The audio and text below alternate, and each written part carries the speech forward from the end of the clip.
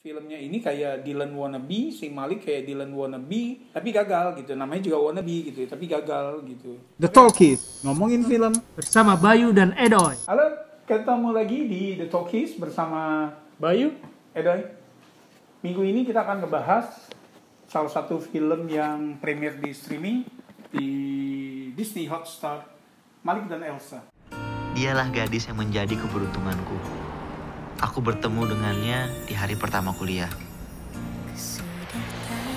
Namaku Malik. Elsa Marimar. Malik dan Elsa. Ini sebuah film adaptasi novel yang cukup populer ya mungkin di kalangan remaja. Target audiensnya ya. Diterbit 2018. Karya Boy Chandra. Boy Chandra. Dengan judul yang sama, Malik Ya, dan Elsa. Boy Chandra ini penulis yang produktif ya. Dalam kurang dari 10 tahun dia hampir 20 judul novel, kumpulan cerpen, kumpulan puisi. Malik Elsa dibuat filmnya ya karena salah satu yang paling populer ya. Oke, Malik dan Elsa. Ini film bersetting di Sumatera Barat ya, Padang. Berkisah tentang Malik, anak yang dari desa, kuliah di kota. kuliah di Padang ya. Ya. Padang, di sana dia naksir cewek yang dari status sosial berbeda. Kayaknya dia dari Medan ya kalau nggak salah, tapi orang Minang juga gitu, orang asli Minang. Kita nontonnya udah lama nih, karena premiernya udah dari bulan lalu.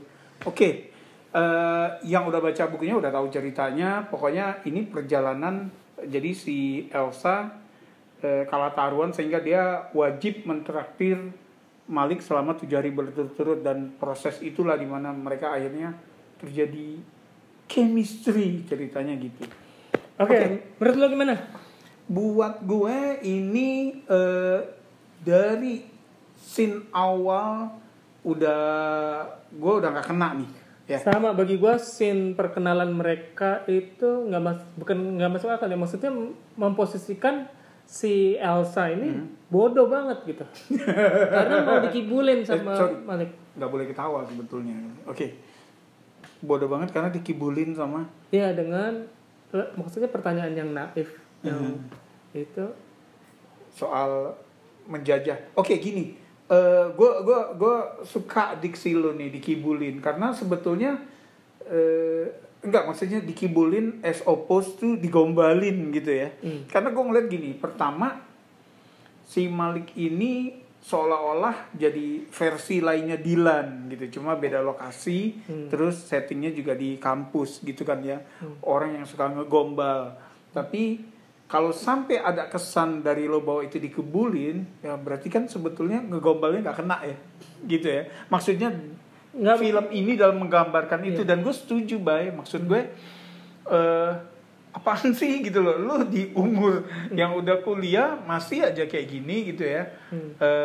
Terus, ya enggak, maksudnya pertanyaan yang kenapa VOC menjajah Indonesia kan gitu ya. Terus ya udah, terus maksud gue gini, mereka baru pertama kali kenal situ.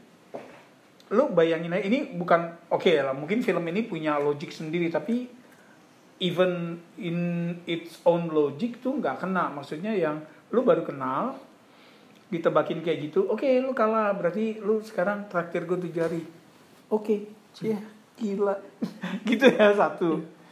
Kedua, yang gue agak, makanya gue bilang dari scene pertama gue nggak kena, dari voice overnya kan si suara Malik ya. Dia menggambarkan dirinya tuh sebagai orang yang suka diledek gitu kan, minder, rather insecure karena dia dari desa gitu kan, dari keluarga yang sederhana, terus ke kota. Sementara di desa aja dia minder, apalagi ke kota gitu kan ya. Digambarkan begitu masuk di kampus, di kelas, dia juga kan nggak deket sama orang. Tapi begitu lihat Elsa, nah ini terus gue kibulin. Oh, come on. Ya, kalau gue juga ngelihatnya banyak dialog-dialog yang cheesy, yang mungkin gini, kalau seperti juga mungkin awalnya yang tebak-tebakan itu kalau kita baca mungkin masih bisa masuk gitu dalam bahasa tulisan, kayak puisi-puisi yang cheesy segala itu bisa diterima lah kalau kita baca. Tapi begitu diadegankan, ternyata in real life orang nggak seperti itu, sehingga jadi cringe gitu. Cringe banget. Jadi maksud gue gini, lu ngefans sama film Dylan kan? Nah, gue enggak gitu kan? Gue enggak. Tapi ngelihat Malik dan Elsa, gue jadi ngerasa bahwa oh iya, ternyata untuk bikin scene gombalnya Dylan itu susah ya gitu ya. Maksudnya mereka berhasil nih. Iya, kalau tim Dylan filmnya Dylan lebih kena ya. Karena begitu dipindahin ke karakter lain, setting lain, pemain lain gitu ya, penulisnya beda, sutradara beda, ternyata kacau ya gitu. Terus yang jadi catatan gue juga, ini kan kejadian di Sumatera Barat, terus orang-orang asli Sumatera Barat. Nah, kalau menurut gue dialog mereka nih masih Jakarta banget, masih orang Malik Jakarta dan buat Elsa. Malik dan Elsa. Sementara si Malik sendiri asli udah Dari desa gitu. dari gue, jadi karena dari awal udah kayak gitu, ke belakang itu agak susah gitu ya. Gue bisa ngikutin ini film gitu, karena dari awal gue kayak udah rasa dikasih jarak sama film ini gitu.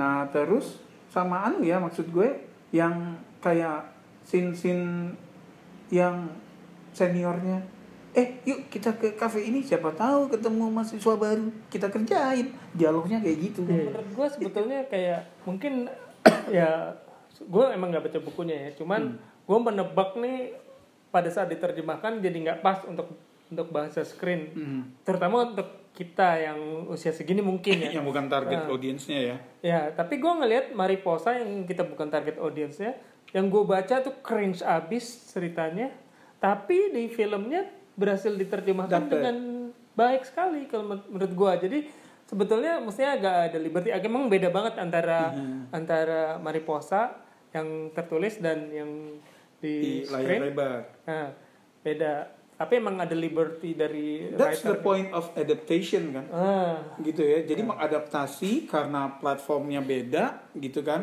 Platformnya beda, maka harus ada penyesuaian. Itu sebabnya misalnya kayak Hollywood itu kan memang mereka take liberties banget kan. Begitu misalnya kayak biografi aja ya, biopic kan, wah kan aslinya dia nggak gini ya, tapi demi dramatisasi.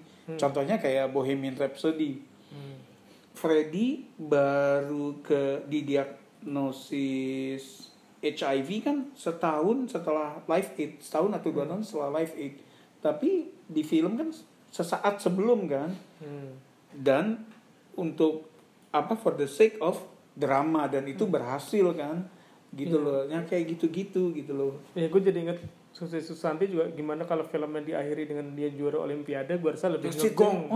Gitu. Nah, ini kayaknya udah di tengah-tengah gini terus ngedrop.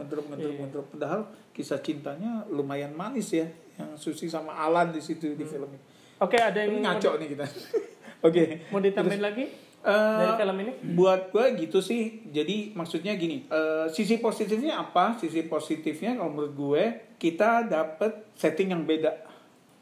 Ya, Sumatera Barat. Nggak terlalu banyak kan untuk film dengan set kontemporer gitu ya, settingan waktu kontemporer, terus ada di Sumatera Barat. Gue kalau nggak salah terakhir inget Merantau dulu ya, scene awalnya tuh di sana gitu. Jadi nggak cuma Jakarta, Bandung, Jogja kan belakangan sering banget nih, nggak cuma itu, atau di timur nih, di Sumbawa segala macam kayak gitu. Nah ini itu sih yang saya kira, tapi selebihnya di film lemah banget sih gitu ya. Gue nggak tahu kalau sumber aslinya, again karena memang belum baca buku, tapi yang bisa kita nilai adalah filmnya ini kayak Dylan wannabe, si Malik kayak Dylan wannabe tapi gagal gitu, namanya juga wannabe gitu tapi gagal gitu. Oke.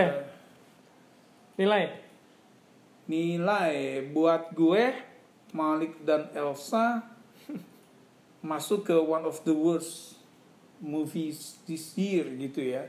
Jadi kalau ada kemarin Warkop Reborn 4 gitu yang gue kasih nilai 1 dari 10, ini juga 1 dari 10. Dan dua-duanya di Disney Hotstar. Menurut gue sayang nih di Hotstar nih.